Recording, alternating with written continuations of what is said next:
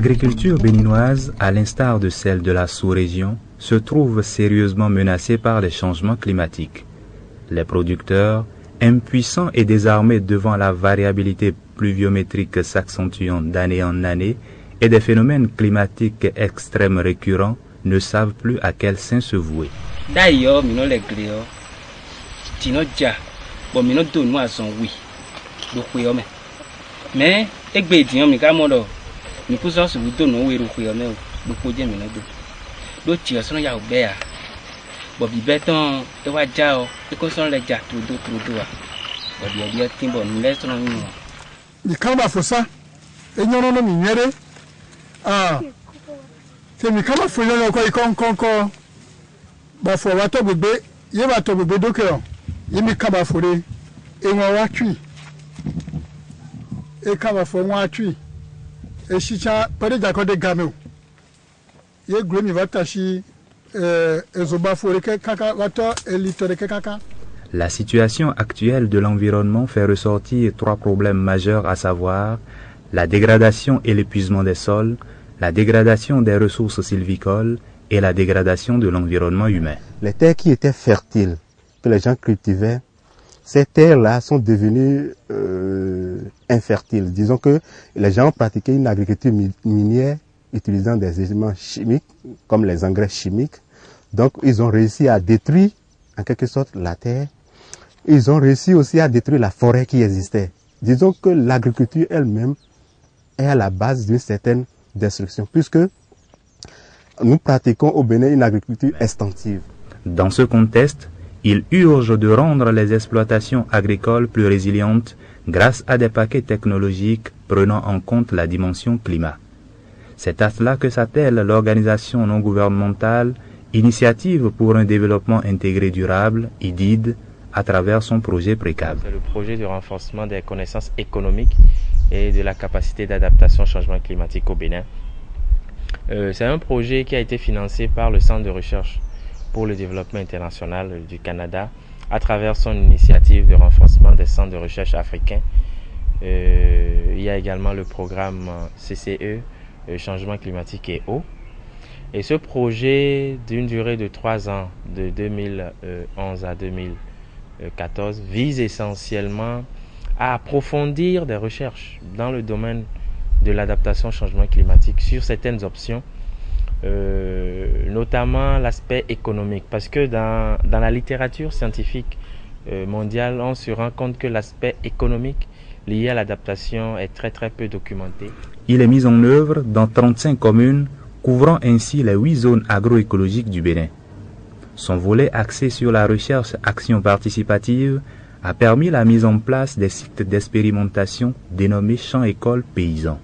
Au total, 72 CEP ont été installés dans 12 communes réparties dans les 6 départements d'intervention du projet, à savoir la Liborie, l'Atlantique, les Collines, le Koufo, la Donga et le Plateau. Un champ école paysan, c'est en quelque sorte un champ dans lequel nous regroupons les producteurs qui viendront apprendre un certain nombre de connaissances sur les nouvelles technologies introduites dans le domaine de l'adaptation au changement climatique. Comme orientation retenue pour l'installation des CEP figure en bonne place l'actualisation des dates de semis. La variabilité climatique n'est pas seulement le manque de quantité d'eau écoulée. La variabilité climatique, c'est aussi un décalage dans les temps. Donc, nous pensons qu'en adoptant différentes dates de semis, nous aboutirons à une conclusion qui nous permettra de dégager quelle est la date ou les dates ou bien les fourchettes, les intervalles de temps pendant lesquels les producteurs peuvent produire, peuvent mettre en valeur leurs champs pour obtenir le meilleur rendement. La résistance des systèmes d'exploitation agricole au changement et à la variabilité climatique dépend de la fertilité des sols. Le PRECAB, dans son protocole d'installation des champs-écoles, a implémenté des options d'adaptation jugées pertinentes dans un processus de co-apprentissage avec les producteurs. Ici, nous avons installé un dispositif d'actualisation des dates de semis sur le maïs et une option d'adaptation, c'est-à-dire l'utilisation du pois d'Angola sous forme de culture en couloir. Cette option a surtout pour objectif de lutter contre les vents violents et de participer à la restauration du sol. Et avec un système de rotation des cultures, le producteur pourra quand même utiliser le peu d'espace qui est à sa disposition. Parce que dans le Koufo, il n'y a plus d'espace, il n'y a plus de terre, il n'y a plus assez de terre dans le Koufo. C'est un problème sérieux. Donc lorsque vous avez un petit espace, vous essayez de l'exploiter au maximum.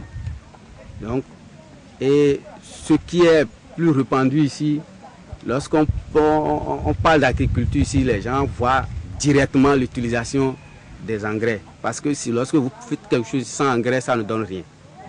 Donc, mais engrais seul ne suffit pas. Il faut nécessairement un apport organique pour pouvoir valoriser l'engrais qu'on met.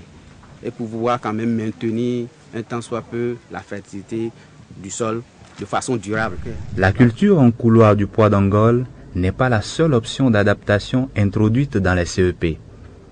Le mukuna, une plante de couverture, est l'option qui permet de lutter contre les poches de sécheresse en maintenant l'humidité du sol en cas de stress hydrique. Il contribue également à renforcer la fertilité des sols.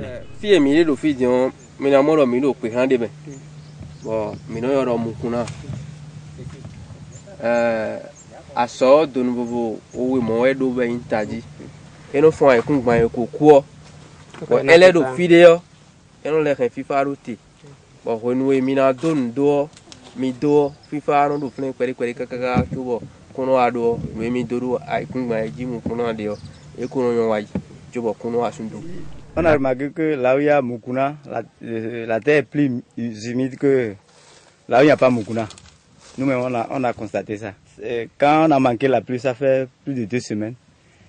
Là où il n'y a pas mukuna, là, c'est déjà sec.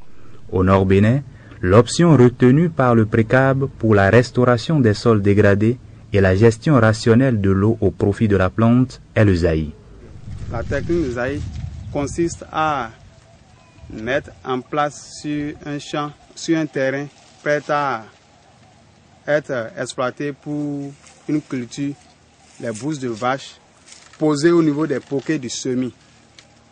Il y a différentes sortes de techniques de zaï que nous avons appliquées à Panikwara, précisément dans l'arrondissement de Funigo.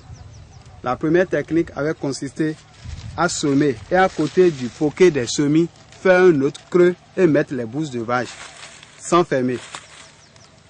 La technique de zaï que nous avons exploitée ici a consisté à faire les poquets d'avance, à mettre les bousses de vache avant de semer et renfermer. C'est ce que nous avons fait sur ce terrain ici. L'application de ces options d'agroforesterie, de gestion intégrée de ressources en eau et de gestion intégrée de la fertilité des sols a révélé par endroits une extrême pauvreté des sols que seule une jachère prolongée peut corriger. Selon les zones agroécologiques, la pratique des semis décadaires a permis de dégager des fourchettes de date provisoirement propices aux cultures pour un meilleur rendement. Tirer une conclusion à l'issue de cet essai, c'est déjà trop tôt. Mais on doit répéter un certain nombre de fois, donc l'année prochaine, on va venir répéter l'essai, peut-être autrement, et pouvoir dégager un calendrier culturel au niveau concernant spécifiquement, bien sûr, le maïs, et commencer par vulgariser ce calendrier, parce qu'on sait que dans l'ancien temps, il faut commencer par semer à partir de avril, ce qui est vraiment dépassé, révolu et caduque. Maintenant, à partir de quand maintenant le producteur peut semer, il faudrait qu'on soit en mesure de le dire.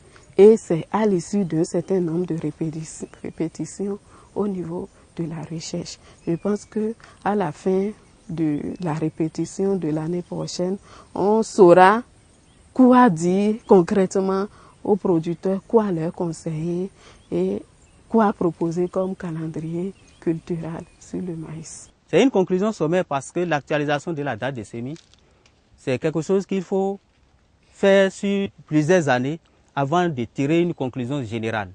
Mais nous pensons qu'à travers ce projet PRECAB, nous allons parvenir, bien sûr, avec les institutions partenaires comme l'ENERAB, qui nous appuient bien sûr dans l'installation de ces essais-là, nous allons parvenir à commencer par dégager un calendrier agricole sommaire.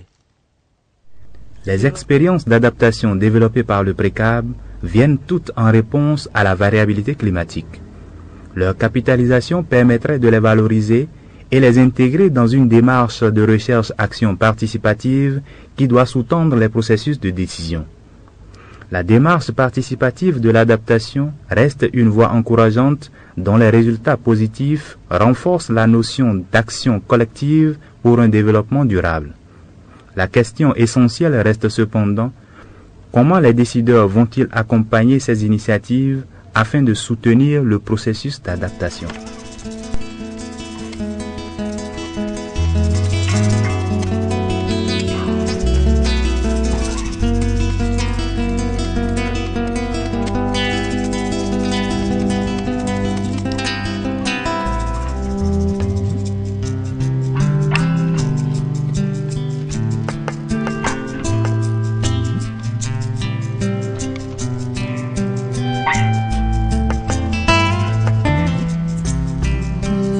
Sankre no soa